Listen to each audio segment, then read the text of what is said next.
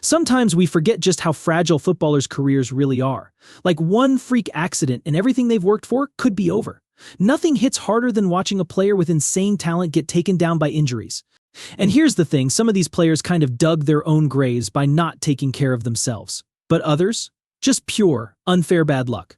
These are the 7 players who were ruined by the injuries and some bad choices. You know, the guy who won Germany the World Cup in 2014. Yeah, that goal he scored in the final against Argentina. Legendary stuff. And at just 22, it looked like this dude was set to be the next big thing. But then things went downhill fast. Götze decided to leave Dortmund for Bayern in 2013, which turned out to be a pretty bad move. That switch messed with his rhythm, and to make things worse, he was dealing with a rare metabolism disorder. This wasn't just any injury, it was something that kept him from playing at his best, and it just wouldn't go away. Even after going back to Dortmund and now playing for Eintracht Frankfurt, he's never really been the same Götze we all thought he'd become. And to think, this was the guy Klopp once called the best young player he'd ever coached. Götze's story is one of those what could have been tales in football that hits hard. Next up, Paul Pogba. It's honestly tough to see what injuries have done to him, especially since his return to Juventus. In May 2023, he finally got a start after months of rehab, but it only lasted 23 minutes before he was back on the sidelines, pulling his shirt over his head, trying to hide his tears. For Pogba, injuries have been the story for a while now. Even at Manchester United, he spent way too much time in recovery rooms dealing with muscular and ankle issues. Yeah, people love to point out Pogba's off-field distractions, saying he wasn't focused enough, but it's clear his body just hasn't held up the way he needed it to. And with all these setbacks, plus a positive drug test recently, his career's taken a hit. Sure, he's got that World Cup title, but you can't help but feel he had the potential for so much more. But imagine being 21 and lifting the Ballon d'Or, or Michael Owen lived that dream. Young, fast, and fearless, Owen was the player who made you sit up and watch every time he got the ball. He lit up the 1998 World Cup with that insane solo goal against Argentina, zooming past defenders like they weren't even there. The dude looked like he was set to break every English record out there. But here's the twist, that blistering pace came at a price. In 1999, during a game against Leeds, Owen tore his hamstring. And it wasn't just a regular injury. It was the kind of thing that messes with a player's head. Owen later said he'd rather have broken his leg than dealt with the hamstring issues he faced, because after that he was petrified of going full throttle. That fearless speedster turned cautious, and over the years his style changed completely. He even admitted that he lost his true self on the pitch, becoming a right place, right time striker rather than the explosive talent everyone loved. Sure, he still had a good career, but that wild, thrilling Owen was gone. And just as you're feeling that pain of what Owen could have been, imagine another player with a similar fall from grace, Eden Hazard, the Premier League's unstoppable force who couldn't quite catch a break at Real Madrid. For years, Real Madrid fans were convinced Eden Hazard was their missing piece. The Belgian wizard who'd spent years dazzling fans at Chelsea, finally making his way to Madrid. The move in 2018 felt like a done deal for success.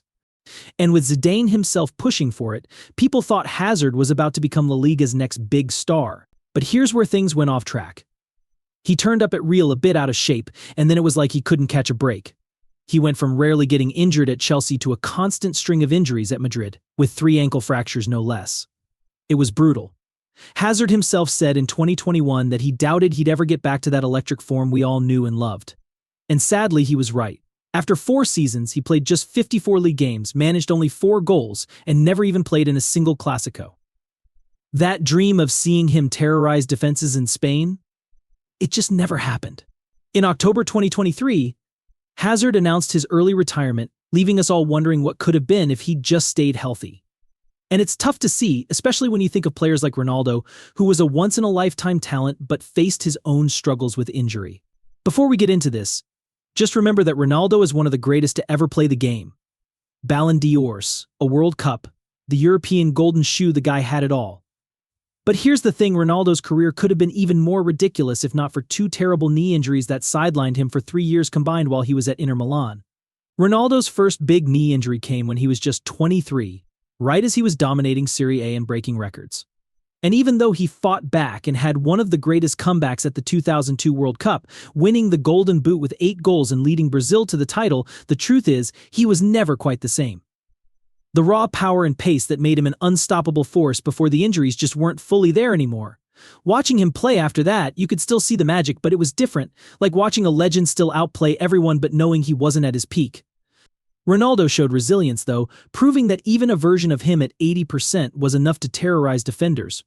But like Marco van Basten, another legendary striker who was taken down early by injury, there's always that question, what if he'd stayed healthy? Marco van Basten was a complete forward, one of those players who could score any type of goal from any angle. His volley in the Euro 1988 final is still one of the best goals ever scored, and his trophy cabinet with AC Milan and the Netherlands is insane. But by 30, Van Basten was done with football, not by choice but because of an ankle injury that just wouldn't go away. In 1995, after 2 years of trying to recover, Van Basten announced his retirement, breaking the hearts of fans everywhere. Fabio Capello, his coach at Milan, said Van Basten's early exit was a mortal misfortune for football, and honestly, that hits the nail on the head. Just like Ronaldo, Van Basten had the skill and vision that would have kept him at the top for years. His retirement left a huge what-if in football history. What more could he have achieved if he'd just had a bit more time? Now, let's talk about Neymar, the guy who had it all. Born in Sao Paulo with outrageous talent, Neymar was supposed to be the next big thing, Brazil's answer to the Ronaldo and Messi era. People thought he would be the one to bring back the glory days for Brazil and maybe even bring home the World Cup. And honestly, for a while, it looked like he would. He broke through at Santos with skills that reminded everyone of the greats, then took Europe by storm with Barcelona, forming that unforgettable frontline with Messi and Suarez. It was a trio of magic, a perfect blend of skill, pace, and finishing. Neymar even managed to hit the top 10 in the Ballon d'Or rankings while playing outside of Europe, something nearly unheard of. When he became the world's most expensive player, moving to PSG for a record fee, it seemed like he was ready to step out of Messi's shadow and build his own legacy. But Neymar's career has been a story of potential not quite fulfilled. Injuries and some questionable career decisions kept him from reaching the legendary status many thought was his destiny. While he's had an impressive career breaking Pele's record as Brazil's all-time top scorer, winning titles in 3 countries, and playing a huge part in reshaping the football transfer market, Neymar's time on the pitch has been plagued by setbacks.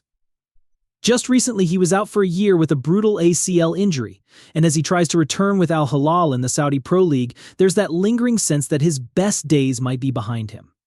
Sure, Neymar's career is a success by most standards. He's one of the few players who could claim titles in Europe, South America, and potentially Asia if he wins the AFC Champions League. But at 32 and playing outside Europe, it feels like we might never see him at the top level again. Injuries are partly to blame, but so are some of the choices he made along the way. Drop a comment below, let me know which player you think had the toughest break. Also, tell me if there's anyone you think we missed. If you enjoyed this trip down memory lane, make sure to smash that like button and subscribe for more stories like this. Until next time, stay tuned for more crazy football stories.